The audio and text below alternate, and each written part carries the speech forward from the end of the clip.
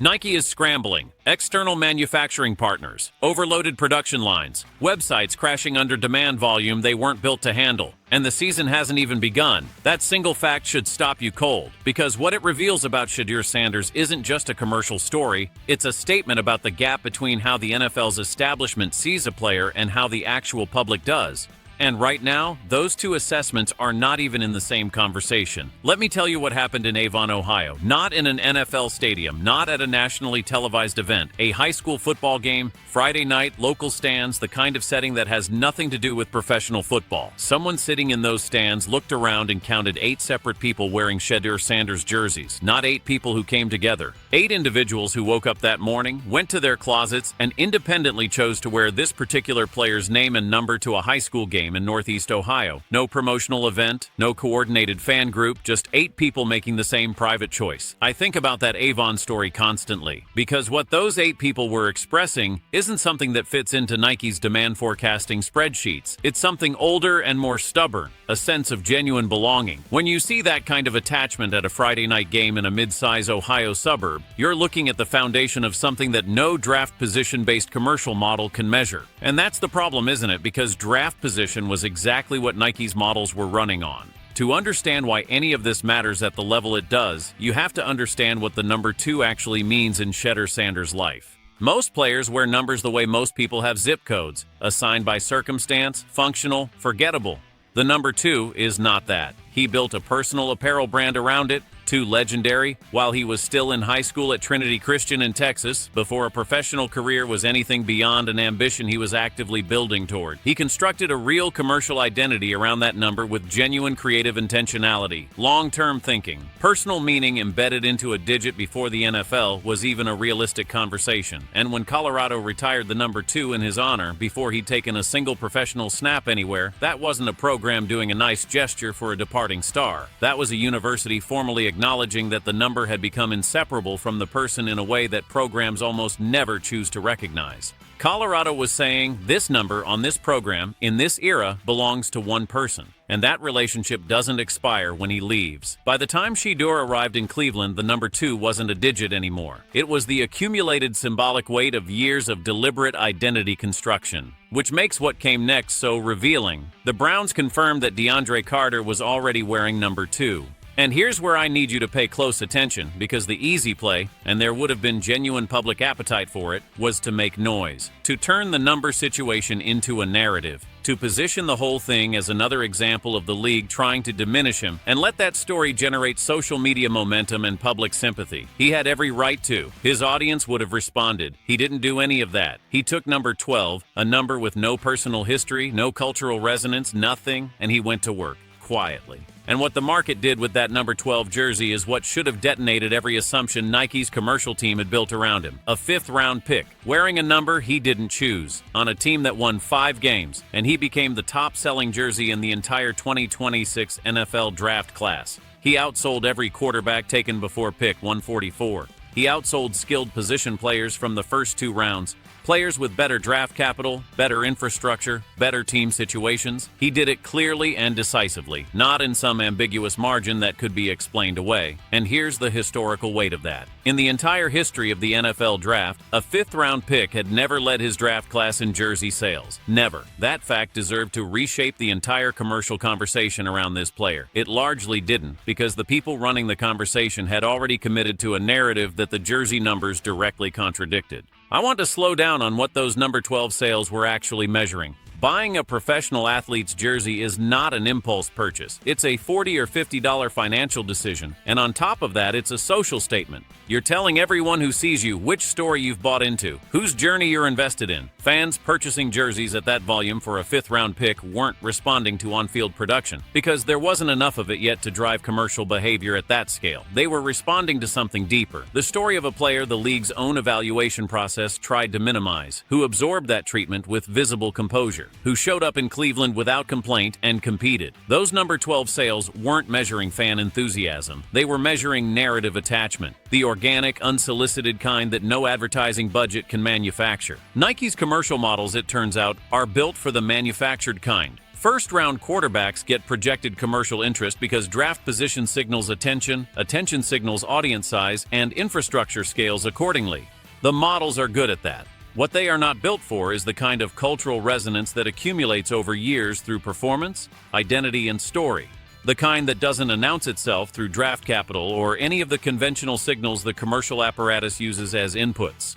Shedeur's commercial power didn't come from the league validating him. It came from a fan base that watched the league's evaluation process, formed its own independent conclusion, and then expressed that conclusion through consumer behavior at a scale the models weren't designed to handle. The market made its own assessment of Shedeur Sanders completely independently of what the NFL said he was worth. And when those two assessments pointed in dramatically different directions, the market turned out to be right. Now I want you to understand the full scope of what that first professional season actually looked like, because the cumulative weight of it gets lost when you examine any single piece in isolation.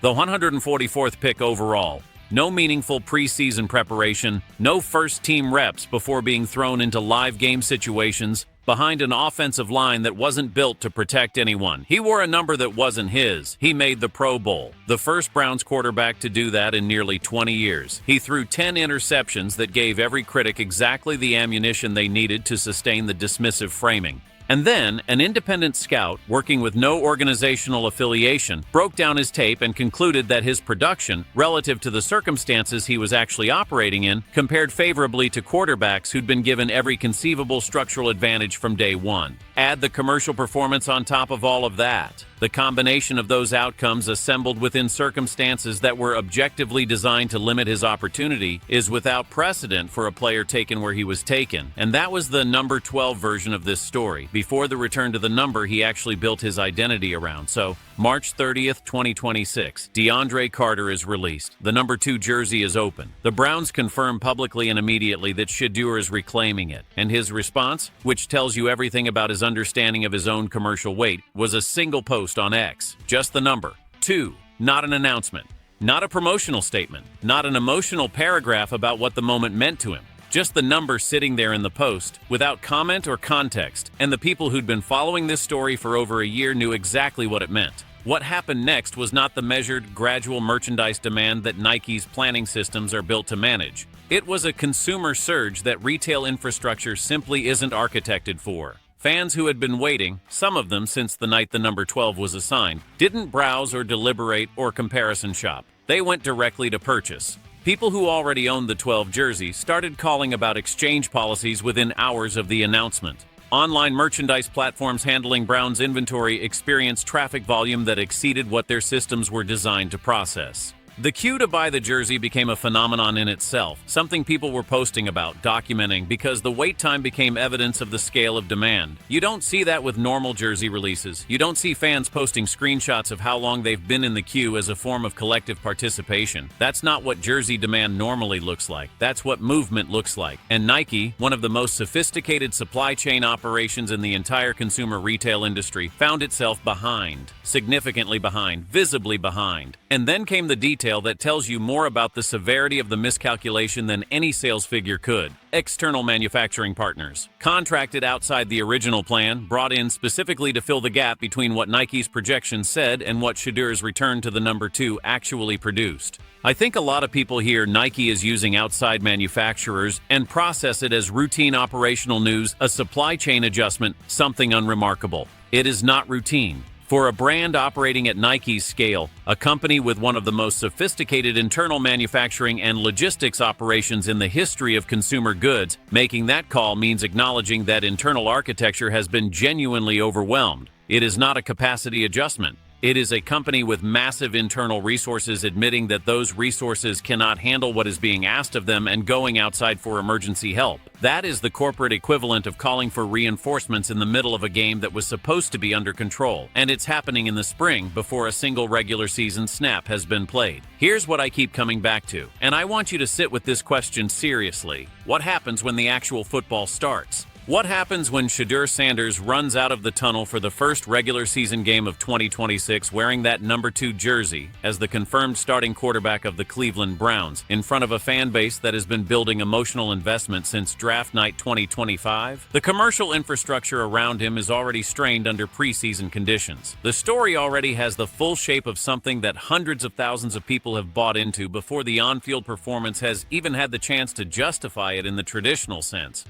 The wait for the number 2 wasn't just a jersey situation. It was another episode in a narrative that Shedeur's audience had been living through with him. The draft slide, the rounds passing, the 5th round selection, while the commercial marketplace was simultaneously sending a completely different signal, then arriving in Cleveland and being handed a number that wasn't his. Another thing that should have been his sitting somewhere he couldn't immediately reach. Then the season, the wins and losses, the interceptions, the Pro Bowl, the independent tape evaluation that told a more complicated story than the record suggested. And then March 30th, when something that had been waiting finally came back to where it belonged. The fans who bought those number 12 jerseys and went back to their phones to find the number 2 available, they weren't just making a merchandise decision, they were finishing a chapter. The pent-up energy that hit the purchase queue in the hours after that X post wasn't simply consumer demand, it was an entire fan base exhaling at once, releasing over a year of accumulated emotional investment into a single transaction. And Nike built a dam without any real understanding of how much water was sitting behind it. That's the most honest framing I know for what happened. The modeling assumptions were built on draft position, conventional metrics of commercial potential, historical patterns of what 5th-round quarterbacks have produced in jersey markets. None of those inputs accounted for the fact that Shedeur Sanders had been building a relationship with an audience for years before the NFL was involved, that the relationship deepened rather than eroded through the challenges of his first professional season, and that the return of the number 2 was the kind of moment that concentrates years of accumulated emotional investment into a single commercial decision point. You cannot model that with conventional tools. And the evidence that Nike tried to and got it badly wrong is sitting right there in the form of emergency manufacturing contracts and overloaded production infrastructure in the middle of spring.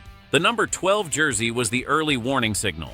It was the market speaking clearly and specifically, telling anyone who was paying attention what this player means commercially. Doing so before the on-field performance infrastructure was even in place to justify it at a traditional analytical level. Everything that followed, the Pro Bowl selection, the independent tape evaluation, the coaching staff's reported commitment to his development, the voluntary workouts this offseason, the return of the number 2, the instant surge that crashed websites, the external manufacturing contracts, has been the market's original judgment getting confirmed in successive waves. Nike missed the first wave. They got overwhelmed by the second. The season hasn't started. If the on-field trajectory that every available indicator points toward actually materializes, and everything from the coaching commitment to the tape evaluation to the off-season work ethic suggests it will, what comes next is not something their current supply chain posture is built to absorb. The 8 people in Avon, Ohio tried to tell them, the number 12 sales tried to tell them, the Pro Bowl selection tried to tell them, the X post with just the number 2 told them in terms that crashed websites and triggered emergency contracts. The number is back. The jersey is in production. Barely. The football hasn't started yet. And somewhere right now in Nike's planning operation, there are people staring at spreadsheets trying to model what comes next. I genuinely don't think those models are ready for the answer.